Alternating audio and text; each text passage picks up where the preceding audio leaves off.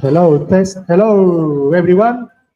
If you don't mind, please proceed to your seats and we're going to get the meeting started soon.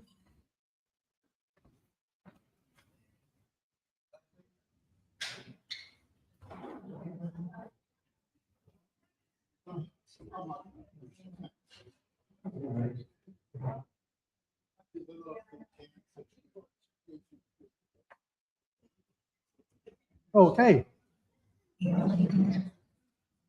So, hello everyone. Welcome to Topolinis.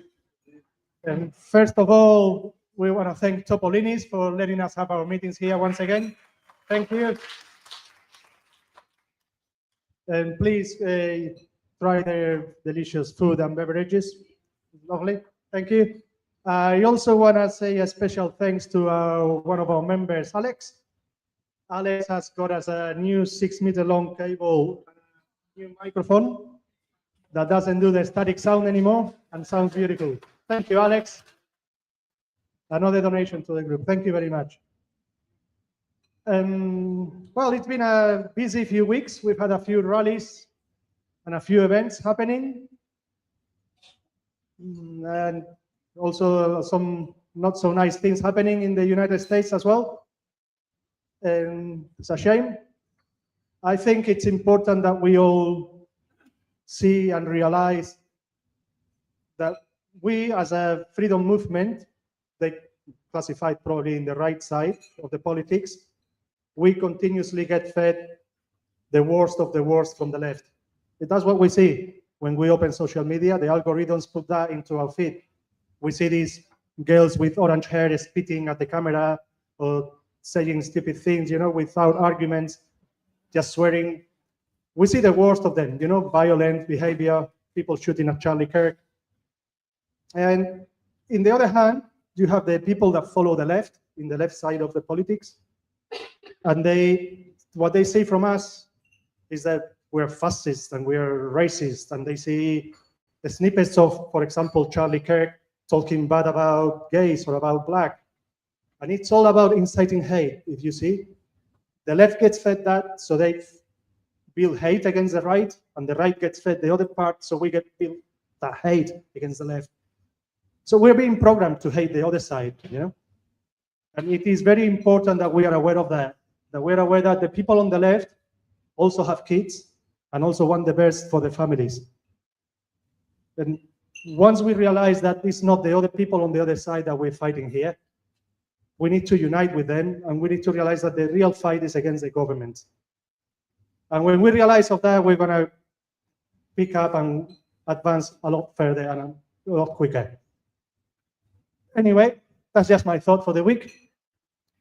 And we're going to start, first of all, with our first speaker for the day today. She is Rebecca Pizzey. Welcome, Rebecca.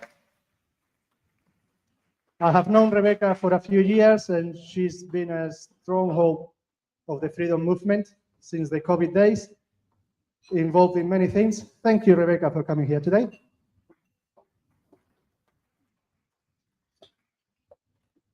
Thanks for having me, Pillow, and everyone here today.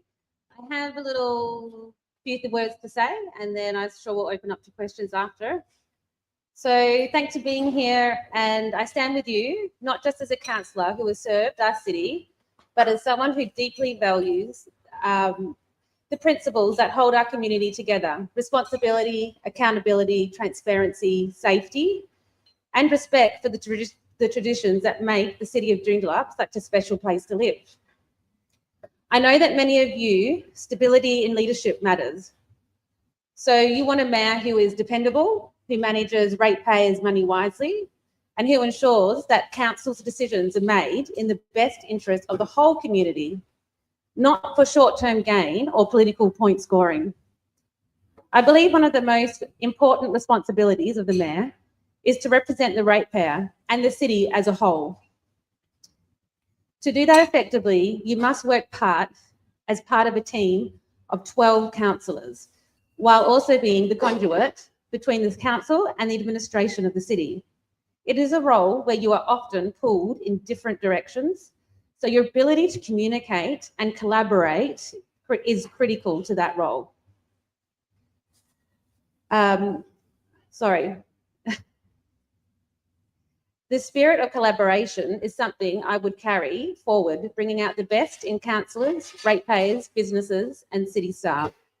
With my background as a registered nurse, I have learnt to make decisions under pressure, to advocate strongly, and to lead teams of professionals to achieve outcomes for the benefit of others. Those same principles apply to being mayor, leading with care, transparency, and keeping the whole community in focus and in the centre of decision making. I also understand the importance of key stakeholders in building a strong and stable city. Our residents and ratepayers are at the centre, but equally important are our local businesses, schools, P&Cs, community groups, sporting and cultural clubs, and our partnerships at the state and federal government. As a councillor, I have shown that I'm prepared to do the hard work. So I've been a councillor for the last 2 years. I've advocated for safer local infrastructure, including improved crosswalks and traffic safety measures, led the push to implement LifeVac across community facilities, a practical step that has already made our community safer, advocated strongly to increase specialist services at the Joondalup Health Campus, ensuring that our residents have access to the care they need closer to home. I've supported initiatives to activate our city centre, encouraging investment, vibrancy, and opportunities for local business while maintaining our city's character. I've advocated for planning and incorporated the need of the community first, not only on council, but as a DAP member, working with the local government emergency plan committee in partnership with the City of Wanneroo to ensure we are prepared for the future. I was key to ensuring, instead of paying CO2 emissions to a private company to reach targets, that instead that money was spent locally in planting trees in the city. I have put nominations up to advocate for Royal Commission into COVID and for virtual fencing to protect our wildlife. I stood to give a voice to groups who are affected by the venue high fees charges policy. I listened to sporting clubs and advocated for better security around their venues. I advocated for the Whitford Senior Citizens Club to have updated facilities and affordable venue hire. I have moved amendments that will now allow the city to look at buying their own steam weeding machines so that chemical weed removal can be reduced at a cost that is good for the ratepayer. I have not always pushed for the popular thing or for the shiny thing, but I always work for what I think is right. I go to meetings and openly share my thoughts to implement change before council meetings so that as a council member, I try and work collaboratively, not hoarding my ideas and values to grandstand at council meetings.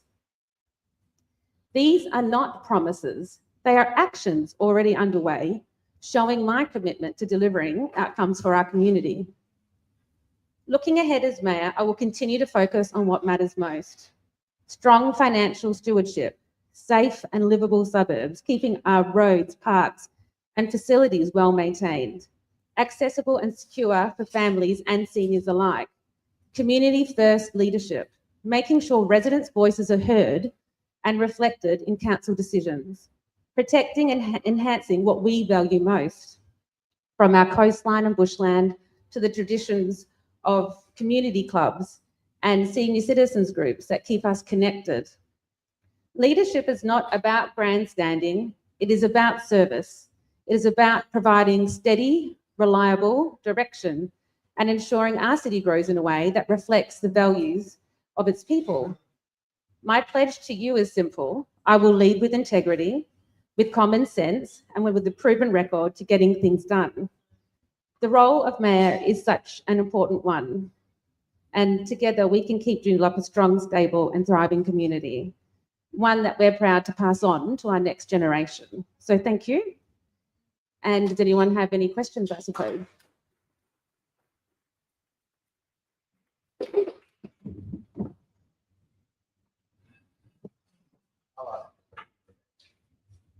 You are Is that what you're doing? Yes. So,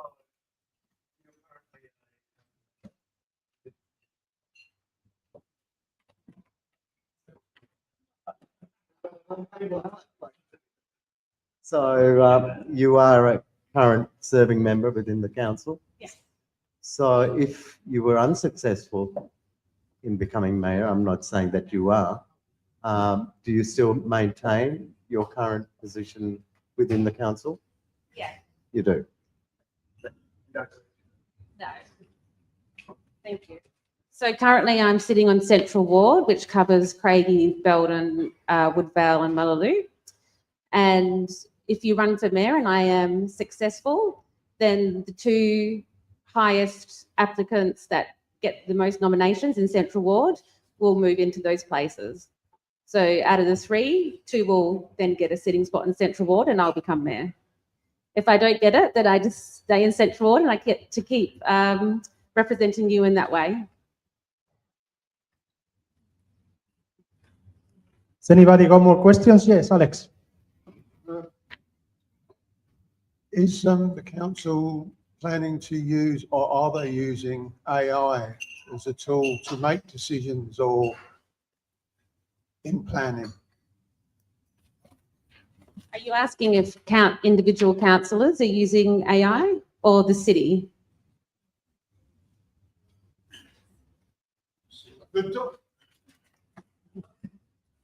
The doctors that I go to, they use, and I believe a lot of doctors are being forced to use AI to make decisions on what they do with it. And in the same way, I'm wondering how much you're using AI to govern or to control what your decisions.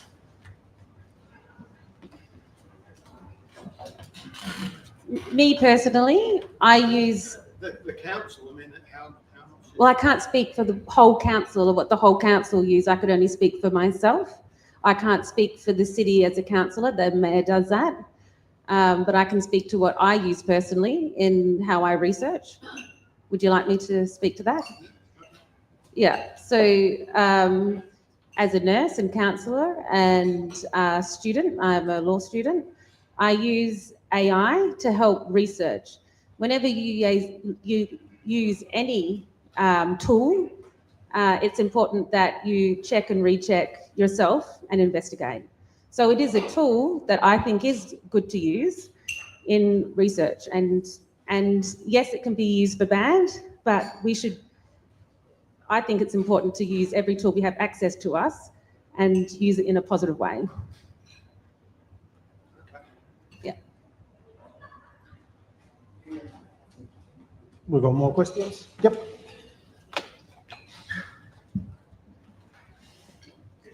Yeah, thanks for coming and talking to us.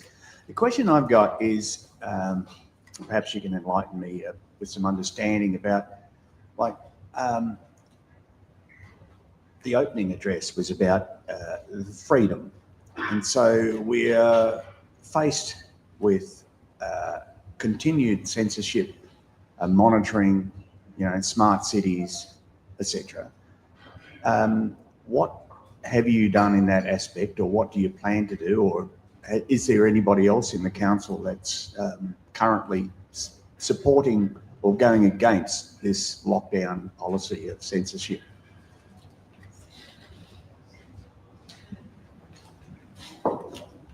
Thank you. Again, I can't speak for other councillors or for the city. I can speak for myself. So I moved a motion for a Royal Commission into COVID back in December last year, which was very close, and a lot of councillors did support that. It wasn't passed though. I've spoken at other events where they speak to about using AI and facial recognition. And I spoke with two other councillors, one from the City of Perth and one from the City of Stirling. And I spoke for why communities are concerned and how that can be used in a not so good way to the community. So my thoughts on that is that As a local government, it's important that we put policies and procedures in place that protect you from that. Like I said earlier, it's important to move with the times and use technology that can benefit all of us in our lives, but to put things in place so it can't be misused. Yeah. Thank you. Thank you. Any more questions? Yes, Jacqueline. I think it might be a bit short. So am I. But you don't get big diamonds. Okay, so can I just ask if you're allowed to answer this question? I'm looking at another candidate's promotional material, and in this he claims that he would like to keep higher fees lower. My understanding is that he and another person actually voted for the fees to go up for hiring of halls, etc. So how can we trust people who are telling you things that, unless we go and look that up for ourselves, this is allowed to ride? So you said that you are looking to keep fees for hiring council properties lower so that the community can then get together in a more collaborative way. So could you speak to that for me, please?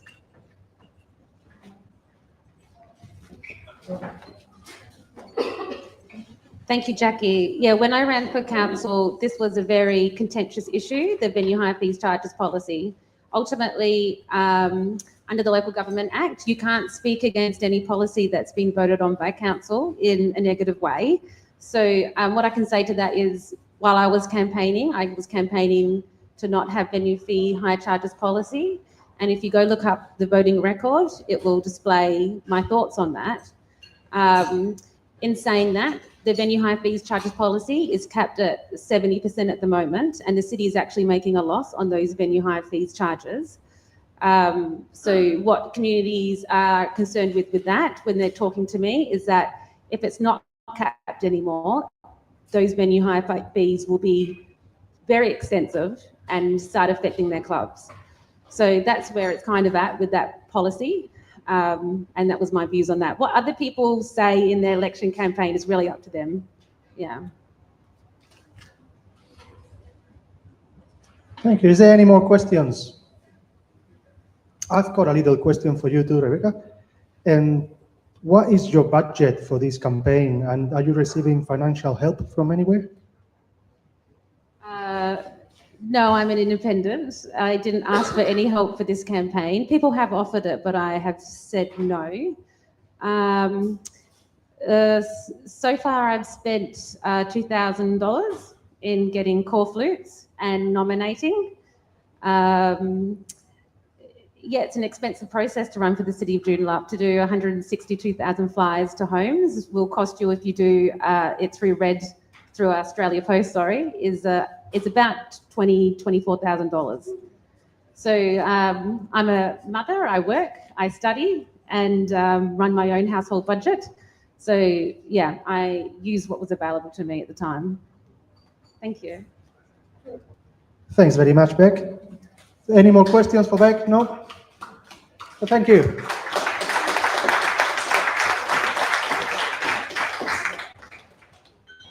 I wish Beck all the best on the upcoming election. I'll quickly go from some of the events happening around Perth over the next few weeks. Well, we have regular events that happen every week. That's the Umbrella People, for example. They meet every day at Governor's House from 8 a.m. to 10 a.m. There's been the longest protest ever. They've been protesting for over 3 years. They must be getting close to 4, I guess. And they're there every morning, so if you want to join them. And the Whiteboard People is going to change days. We've been meeting Tuesdays at 4 p.m. over the winter season, and now we're going to change to summer. We're going to be meeting Thursdays at 4:30 p.m. If you've got a spare hour, we have some boards, and you will be welcome to come and hold some boards on the side of the road with us. And there's a Hoodies Heroes group that meets on Wednesdays at Kings Park. And there's the Elevation Evolution group that meets every Friday somewhere near Fremantle. All these events will get published in our Telegram channel, Keep on Shining, if you want to find out more details about those events. And there's a stand in the park near you somewhere happening. Stands in the park have been happening since early 2021, I believe, or mid 2021. Anyway, there's just people with no political agenda, no religion. They just meet in the park and talk about life and about the current issues. And in WA, there is about 30 odd stands. There's one surely near you, standinthepark.org, if you want to check their website. And so there has been a change in Stand in the Park over the last few months. The founder of Stand in the Park, his name is Brady Gunn. He decided that stands will only meet once a month, or the first Sunday of the month. That it's good because some stands were not too busy, and doing the stands only once a month has worked for them. But there are other stands that do still meet weekly, and that's, for example, the case in Woodbridge, in Loughling, in Kalamanda, Canning Vale, or in Woodlands. Those stands meet every week. If you feel like going there, that's Sundays at 10 a.m. And there is another March for Australia, being organized for October the 19th. And that's the one with to stop mass immigration, and they only welcome Australian flags at those rallies. So that will be happening on October the 19th. All right. Saying that with the events, the whiteboard people, we are achieving, we can't really measure what we achieve, but I can tell you something. When you deliver flyers to households, you are expected to get about a 1% of the people to actually read the flyer, what you're putting in it. When we do the whiteboards on the side of the road, about 90% of the drivers that go past read our messages. And that's a whole big number of people that will read our messages. We do get a lot of reactions. They say 4 years ago, when we were putting signs about not vaccinating your kids or doing some research, and people were getting really mad at us, and we were getting a lot of negative reactions from the traffic. Things have changed a lot. Tell you, last week, for example, we would have had around 100 positive reactions, people giving us the thumbs up, clapping, saying, yeah, yeah, yeah, tooting their horns. And we probably get 1 or 2 negative reactions of still that one that's still a bit behind and hasn't realized yet of what's going on. And he gives us a moving hand sign or the finger. Anyway, the proportion has changed a lot, and we are making a difference. We are. So if you want to come and join us, it's going to be Thursdays at 4:30 p.m. for 1 hour, and we'll have a sign for you. Right, and so now we're going to move on to our next speaker, and we have Trevor. Welcome, Trevor.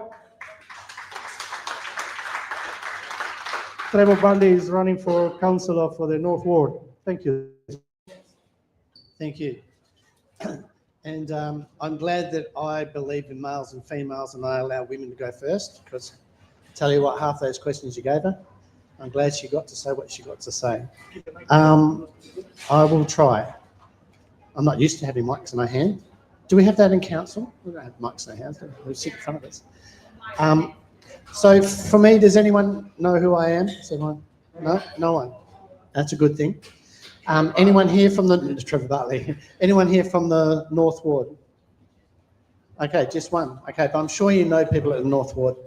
I just put something together. I've never been in council. I have a few issues. I live in Joondalup itself. I've lived in this district ever since the 70s. Grew my family up here, grew my businesses up here. I've served in community services here. So I've had a lot to do in the area, and I've been very vocal in some instances of where council members and the council have made some pretty bad decisions for us as residents. And so I decided that what I would do is, there's someone in my ward who I am very concerned with getting back in. And so I decided to stand up and be able to be a voice for the people. And so that's what I did. So do I have any experience in council? No. Do I have experience in business management, people management and stuff like that? Yes, I do. And I'm on several boards. and community boards as well. So forgive me, I'm not shaking because I'm scared, I'm shaking because that's what my hand does. But I'm going to read what I've got here to say to you today. One thing I like about the things in the city of Joondalup is the community spirit that we have, the beaches that we have, and the numerous natural areas we have to walk around and ride through. The fact that within our community we have a lot of open spaces, as well as its clubs and its local entertainment venues. To me, these are all areas we should work at keeping, protecting and building on together. These should be important for everyone. As a councillor, I want to keep my focus on maintaining honesty and honest budgets, clear oversight, orderly decision-making and fair outcomes for the communities I serve, not for the interests I have. I think the residents' concerns should be more important than a business I run or an avenue that I have. Or I find that some people that get into council because they have a hidden agenda there. The only agenda I have is to be a voice for the people. I want the people to be able to trust that. I've spoken to councillors with concerns I've had, and they are real good in front of my face, but when they get into the meeting, they're not supporting me at all. So that's another reason why I'm standing. I've noticed over the years that there's been wasteful spending and the changing of agreements upon projects and outcomes. And one thing I'm thinking of is one project went forward and went to the community for the community to vote on it. And what was told to the people that would be what they were voting on, when the community voted and said, yeah, we agree, the council went and changed the outcomes of that project. And I voiced my concern on that and basically just said, well, the council voted, it's passed, so live with it. I unfortunately found out another truth, which was highlighted by the other speaker, and that is that there is no opposition within council. Once the council has made a decision, I'm not allowed to say, hey, I didn't agree with it. And so I have a concern with that we have to abide by the decision, even if it's against my own moral code. And that's something I've got to deal with when I get in. And I think I will, but I won't worry about that right now. When I mentioned wasteful spending, there was something I found out which really concerned me. I hope you live in the city of Joondalup, it concerned you.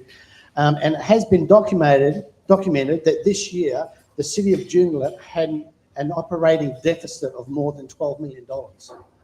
They're trying to manage our funds, and yet they're making so many financial mistakes. They're raising our rates simply because of bad decisions that they've made. And some of those decisions are because they have, and I agree with this, they've tried to work for the community, but it hasn't worked out financially. But I think if I can manage my own family budget, they should be able to manage the city budget if they're getting paid for that role. And so I really want to be a voice inside there for that. I think too many people, for us, they make us too many promises but never live by them. Unfortunately, I'm one that believes in honesty, integrity, and when I say I'm going to do something, even if I don't agree with it, I still do it. And I don't want to be a council member that sits there and is run by the governments of other people, and they have these little bidding wars on of how they can get in. I want to be a voice for the people, and they know that even if I disagree, I'm going to stand up for them on that position. I'm committed to restoring order and protection in all the service areas within our community, keeping our city safe and livable for the residents. There are a few things I find challenging within this sphere that I'm getting into, and I've mentioned those. One thing I find really disturbing is that as a councillor, once a policy's been done, I'm not allowed to say anything. I think it's the only tier of government where you can't actually stand up in opposition to it. And I think that's something that needs to be changed within that tier of government. And I'm hoping that I can bring that forward and do that. I mean, one thing I've realised is even though I have passion and I have heart, I'm only one in a group of 12. And it's going to be a difficult task, but I'm willing to stand up for the community and fight that task and try and bring integrity back into our council, and that when they say they're going to do something, they stick to that and they don't change it because there's a financial benefit for a building company to come into there. One thing I find really disturbing is the fact that we as people don't really have a voice, and we should have a voice. I've lived here so long, since the 70s in this area, that I'm just fed up with it. And I'm at an age now where I've actually been able to manage my own finances to a point where I'm debt-free and that I can live on my own resources. And so I'm not doing this because I need money. I'm not doing this because I have an agenda to push. I just want to be a voice for the people. Things I'm going to advocate for and do the best I can. I'm going to advocate for initiatives that help local business grow and create more jobs, and especially the small business sector. Cutting the red tape with the things that we've got to apply for in council. I went to pull out the grass and put some bricks in the front of my yard, which everyone else has done, been told by the council I can't do that. It's kind of like, what? But we shouldn't have so much red tape for simple things. Ensuring budgets are strategic, balanced, and have a financial discipline to keep the rates low and achieve the necessary works in our community. For our growing community to thrive and to stay safe. Sensible developments that don't impede upon our existing environment and climate that we have. Better management for the wastewater and landfill sites for the benefits of the community and the environment. They should be thinking about the fact of that tip that's there, that they've gone and approved buildings all around it. They should move the damn thing. But we need people in there that have got a bit of background, in my opinion. Joondalup City Centre and the Ocean Reef Marina, I want them to be a place that we as a community can be proud of. That places like even here, the Warwíck Shopping Centre, it starts to be a place that we enjoy. When I grew up here in the 70s into the early 80s, this was a hub of a place. Now it's the one I only visit to come here to speak to you guys and to have a great Italian dish. And so we need to have people that are prepared to do that. And instead of me whinging about people doing it, I thought I'd step up for it and make that chance. And so it is important for people, and get this message out, it's important for people on when they're voting on the ballot that they actually think about the numbers that they put in there. Don't just put one for one person, but put the ballot and fill it in. It's just as important as it is with the federal and the state election. If I'm giving you my advice on how to vote, I would put me number 1 and I'd put the current deputy mayor number 4 and do whatever you like in the middle. I hope that we have a change of council that have more positive focus on us as residents and the community to be able to do a greater work and enjoy what we're doing. Amen. That's it. Hopefully that was it. I'll ask for questions, but I hope you haven't got any. Has anyone got any questions? All right, thank you for allowing me to come once again and speak to you guys. Thank you, Trevor. Nobody got any questions? No? Yep. No? I do have one question, Trevor, if you don't mind. Same question that I asked. What is your budget and did you receive any financial help for this campaign? I wish I had a budget and I wish I had financial help. I'm really just going this self-help myself, same as Rachel. I'm investing my own money into everything I'm doing for the campaign. But, you know, I never knew there was help, but I'm not there to look for help. I'm not buying core flutes because I think they're not good for the environment. But I'm hoping that by getting the forms out, and I don't know about that rest of the areas, but my voting ballot papers arrived on Friday. So the people standing don't have much chance to do much when everyone's getting their stuff in the mail so early. But that's what I'm doing. And yeah, I haven't had a lot of money in there, but I am known around the community quite well. So I'm banking on that helping me and you guys helping in that way. Thank you, Trevor.